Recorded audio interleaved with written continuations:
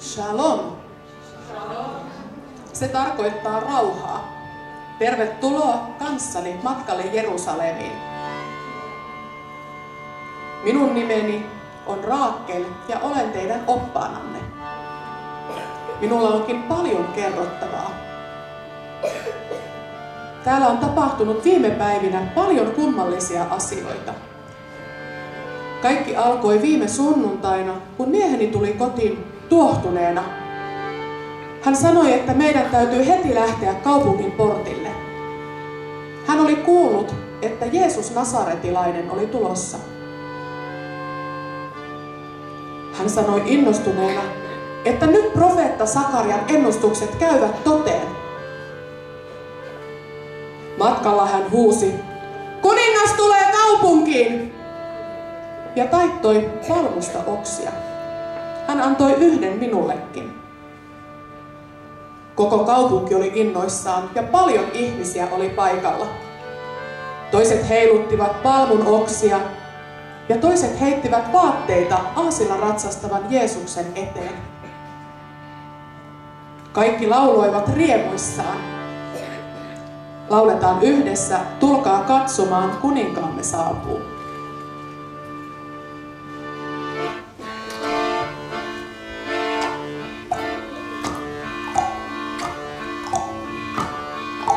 Tulkaa katsomaan, kuninkaamme saapuu, pikkuisella aasilla ratsastaa.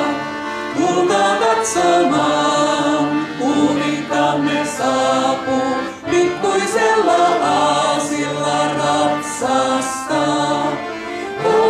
Hosianna, Hosianna, auta meitä, oi kuningas. Hosianna, Hosianna, auta meitä, oi kuningas.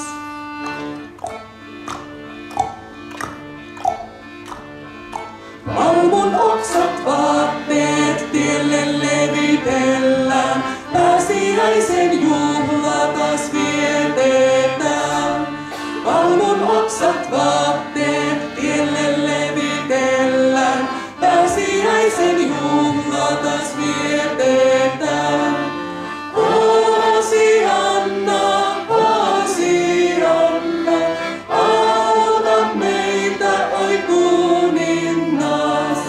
Hosianna, Hosianna, auta meitä, oi kuningas.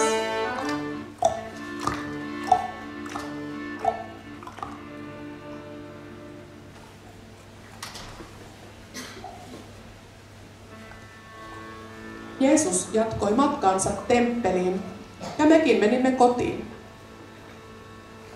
Muutaman päivän päästä saimme jännittäviä vieraita.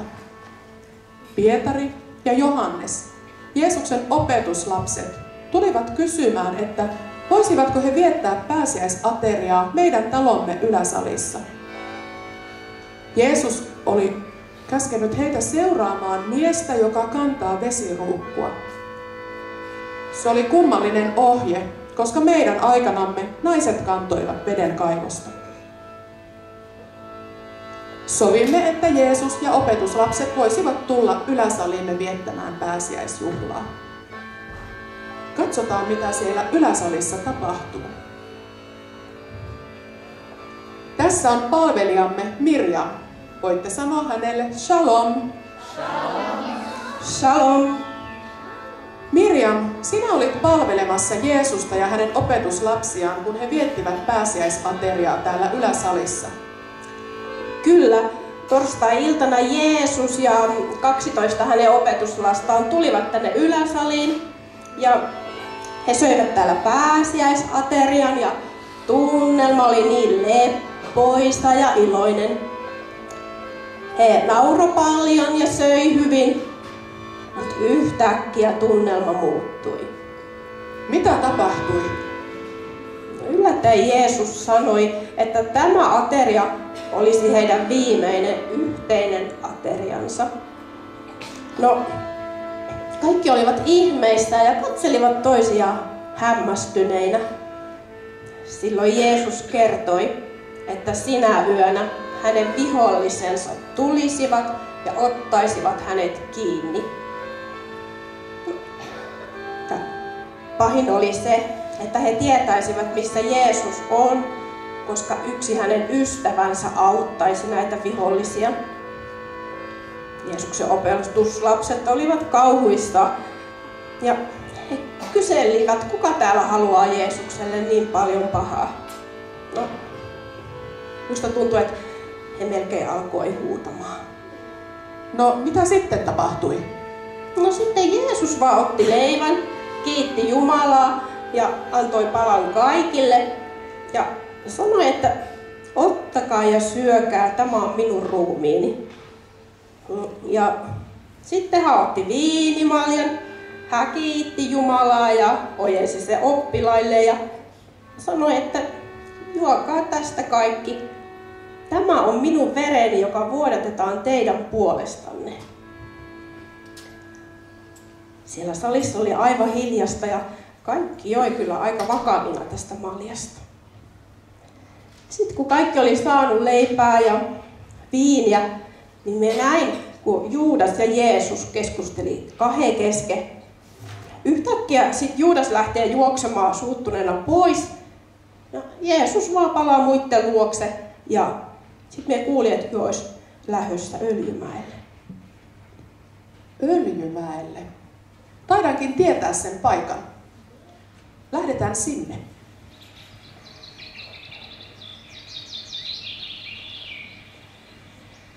Kuunnelkaa linnun laulua.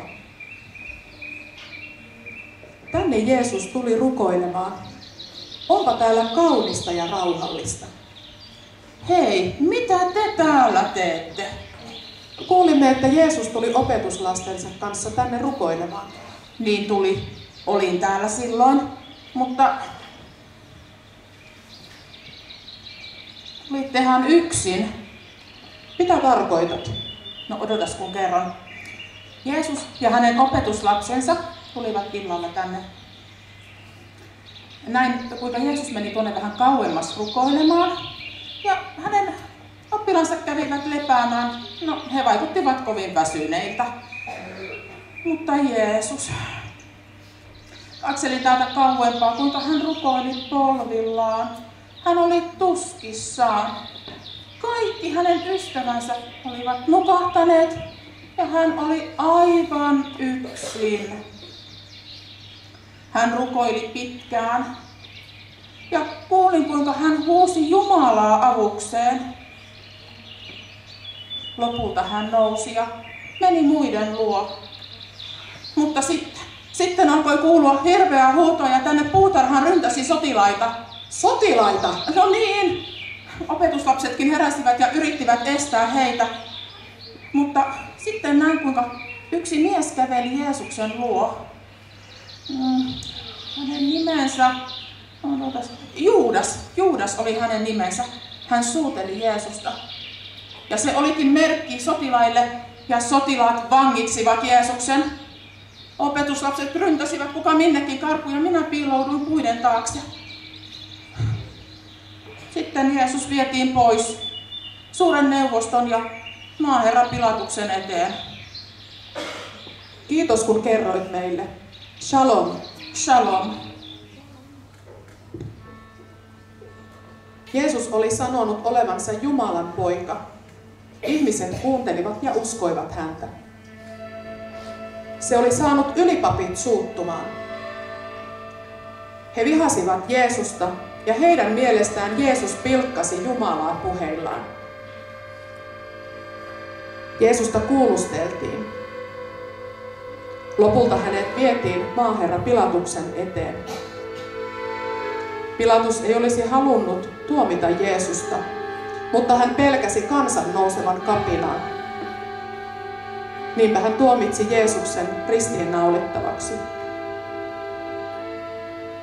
Jeesusta pilkattiin. Hänen päähänsä laitettiin orjantappurakruunu ja hänelle naurettiin.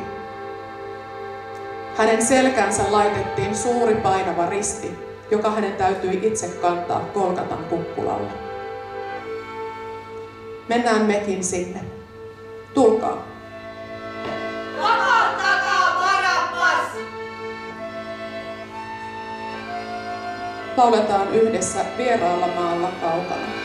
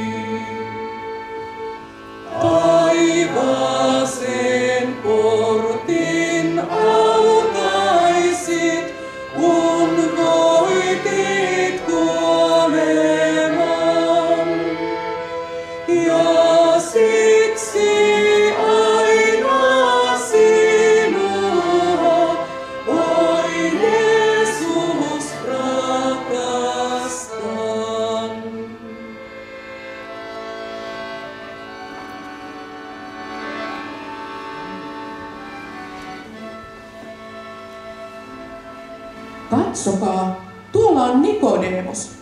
Hän on yksi Jeesuksen opetuslapsista. Nikodemus tutkii ahkerasti pyhiä kirjoja ja niiden ennustuksia. Nytkin hänellä on joku kirja mukanaan. Shalom! Shalom! Kenet te veitte juuri ristiltä pois? Jeesuksen. Jeesus on kuollut ja veimme hänet hautaan. Miksi Jeesuksen piti kuolla? Jeesus kuoli ja sovitti kuolemallaan meidän kaikkien pahat teot ja synnit. Sitä voi olla vaikea ymmärtää, mutta olen tutkinut pyhiä kirjoituksia. Ja tässä kaikessa on kysymys Jumalan hyvästä suunnitelmasta. Jeesuksen risti merkitsee sitä, että voimme pyytää anteeksi niitä meidän pahoja tekojamme. Mutta oletteko huomanneet, kun on tehnyt jotain pahaa tai väärää, tuntuu niin kuin sydämessä olisi kivi. On todella raskas olo. Mutta meidän ei tarvitse kantaa minkäänlaisia kiviä sydämissämme, vaan voimme jättää ne Jeesuksen ristin juurelle. Mutta missä Jeesus nyt on? Kun Jeesus oli kuollut, veimme hänen ruumiinsa tuossa lähellä olevaan kallion hakattuun hautaan. Sen jälkeen teimme semmoisen suuren kiven haudan suulle. Siellä Jeesus nyt on. Kiitos Nikodemus. Lähdetään katsomaan, jos löytäisimme sen haudan.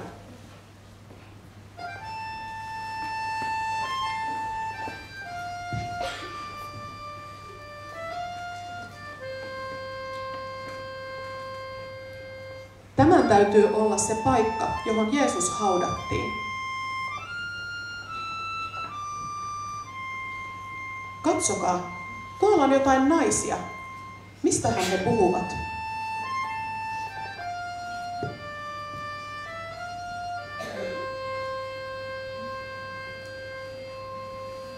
Magdalan Maria, tule. Mennään voitelemaan Jeesuksen ruumis tuoksuöljyllä.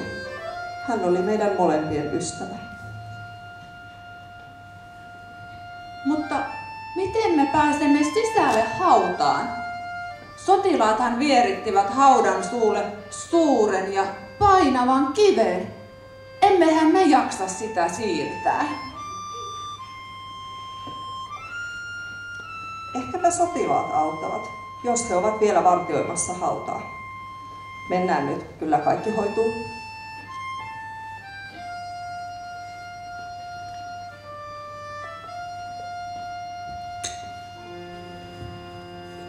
Katsokaa! Kivi on poissa! Mitä täällä tapahtuu? Miten voi olla? Mitä me nyt teemme? Minä menen hautaan katsomaan.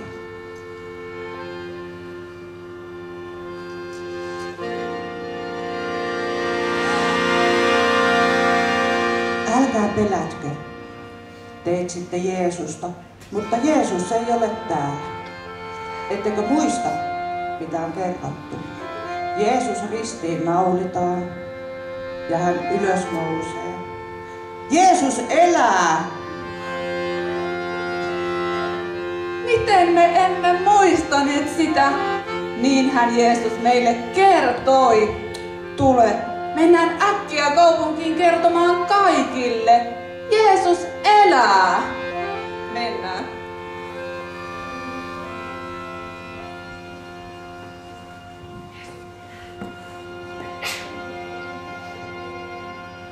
Kuulitteko ja näittekö, mitä täällä juuri tapahtui?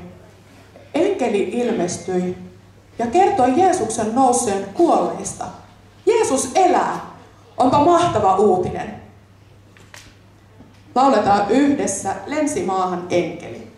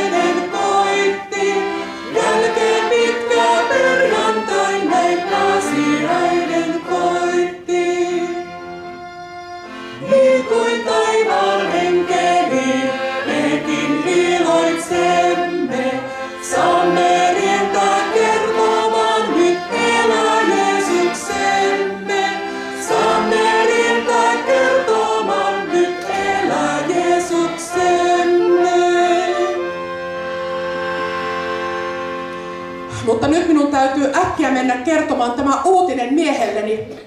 Hyvää ja siunattua pääsiäistä. Hei hei!